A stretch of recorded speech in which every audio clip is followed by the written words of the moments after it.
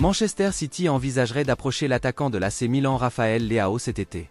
Prévu pour une fenêtre estivale importante et qui pourrait définir sa prochaine évolution de carrière, le numéro 10 de l'AC Milan, selon un récent rapport de fichage, est recherché par les triples vainqueurs de Pep Guardiola. L'ailier portugais ne serait cependant pas bon marché. Après avoir récemment signé un nouveau contrat avec le club italien, Rafael Leao, âgé de 24 ans, fait partie des joueurs les plus chers du football et est évalué à environ 93 millions d'euros. Cependant, l'AC Milan, qui refuse catégoriquement d'entamer des négociations pour un montant inférieur à 150 millions d'euros, semble déterminé à obtenir la valeur maximale de sa star.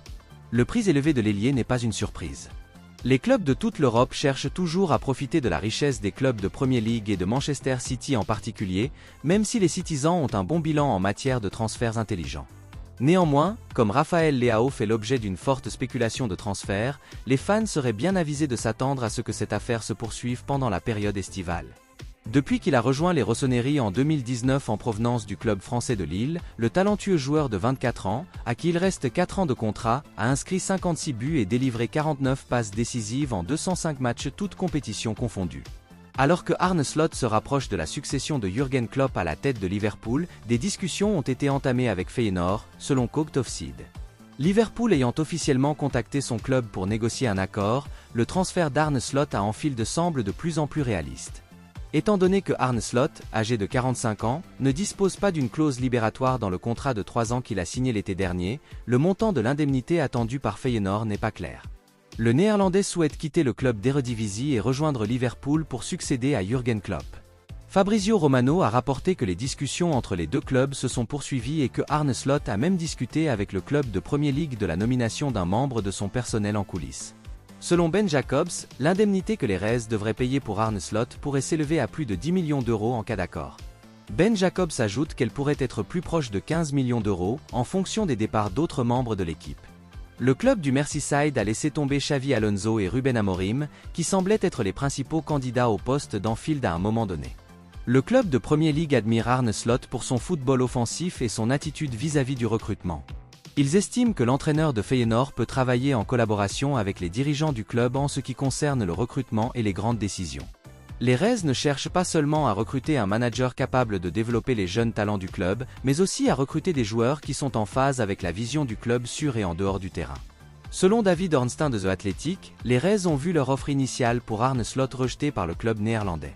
Arne Slot est également en contact avec Liverpool et il est très enthousiaste à l'idée de rejoindre le club de Premier League.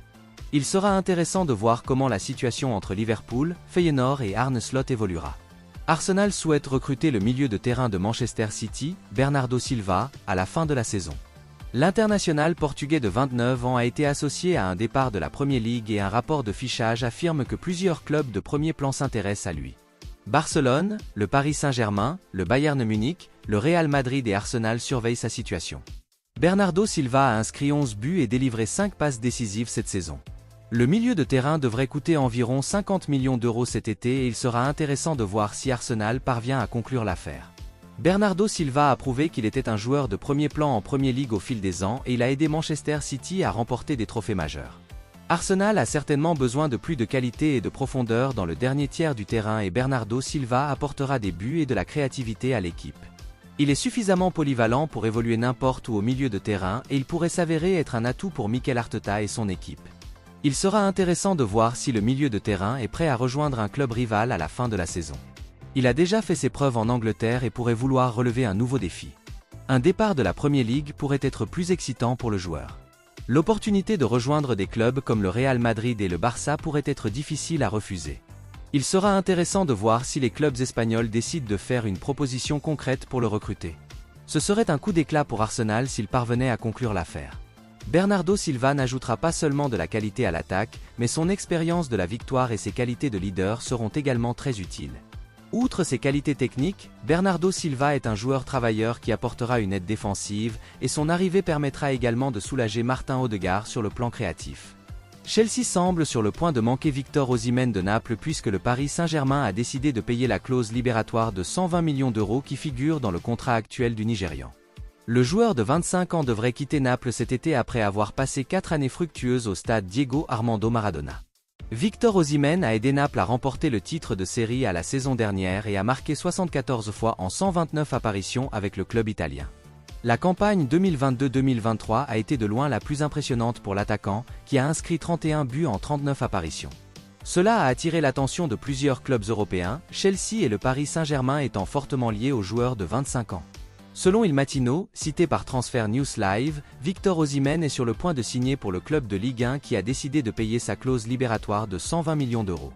Cette opération sera principalement financée par l'argent libéré par le départ de Kylian Mbappé au Real Madrid, mais il reste à voir si Chelsea s'implique.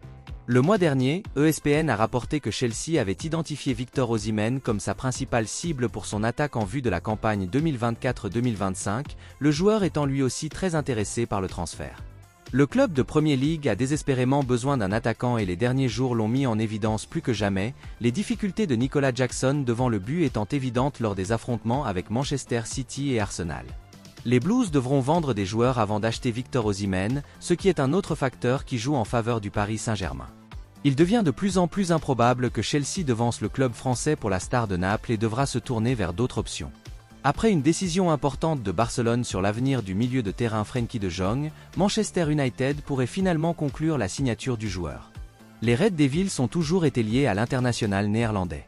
Lors de la première fenêtre de transfert d'Erik ten Hag à Old Trafford, l'ancien entraîneur de l'Ajax souhaitait faire venir Frenkie de Jong à Manchester avec lui. Mais son projet n'a pas abouti, le milieu de terrain ayant décidé de prolonger son séjour au Camp Nou. Ayant dirigé Frenkie de Jong à l'Ajax, Erik ten Hag est un admirateur du milieu de terrain, qui était un membre important de l'équipe victorieuse de l'Ajax. Selon la publication espagnole Sport, le Barça est intéressé par le départ de Frenkie de Jong, car il a d'autres priorités pour renforcer son effectif. Le rapport affirme que le directeur sportif du Barça, Deco, est désireux d'ajouter un milieu de terrain talentueux au poste de pivot, car ni le Néerlandais ni aucun de ses coéquipiers n'ont été en mesure d'atteindre le niveau requis au club. Deco estime qu'il est plus important de recruter un joueur de qualité que de s'accrocher à Frenkie de Jong. Cette évolution constituerait un énorme coup de pouce pour Manchester United, qui cherche à recruter des milieux de terrain cet été. Après l'incertitude entourant l'avenir de Casemiro, Christian Eriksen et Sofian Amrabat au club, les Red Devils veulent un nouveau commandant au milieu de terrain. Le club de Premier League a régulièrement souffert cette saison d'un milieu de terrain jugé faible et lent. Frenkie de Jong relierait la défense à l'attaque et apporterait de la stabilité à un milieu de terrain de Manchester United confus et impatient. Par ailleurs, le journal espagnol Nacional, cité par Football 365, rapporte que Manchester United a accepté de payer 90 millions d'euros pour Frenkie de Jong, cible de longue date, l'avenir de l'international néerlandais à Barcelone devenant un mystère. L'avenir de Frenkie de Jong reste à déterminer, car le Bayern Munich et le Paris Saint-Germain seraient également très intéressés par sa signature. Manchester United pourrait se retirer de la course à l'attaquant de Brentford Ivan Toney. L'attaquant des Bees devrait quitter le club à la fin de la saison, lorsque son contrat n'aura plus que 12 mois à courir. Selon les rumeurs, la plupart des grands clubs de Premier League s'intéressent à Ivan Toney, âgé de 28 ans, dont l'avenir est incertain et qui doit attendre de voir quel club sera le premier à céder. Cependant, alors que la position des Spurs et de Chelsea reste floue après le retrait de l'intérêt d'Arsenal, selon un récent rapport de GiveMeSport, d'autres explorations concernant le joueur de 28 ans ont incité Manchester United à émettre des réserves. Sir Jim Ratcliffe, nouvel actionnaire minoritaire, dirige désormais les opérations sportives de Manchester United. Alors que l'attention se portera sur le sort d'Erik ten Hag après une saison médiocre, il sera tout aussi important de trouver un nouvel attaquant pour accompagner le jeune Rasmus Højlund. La fenêtre de transfert des Red Devils devrait également voir le club sanctionner plusieurs ventes pour lever des fonds, y compris les meilleurs salaires de Raphaël Varane et Casemiro.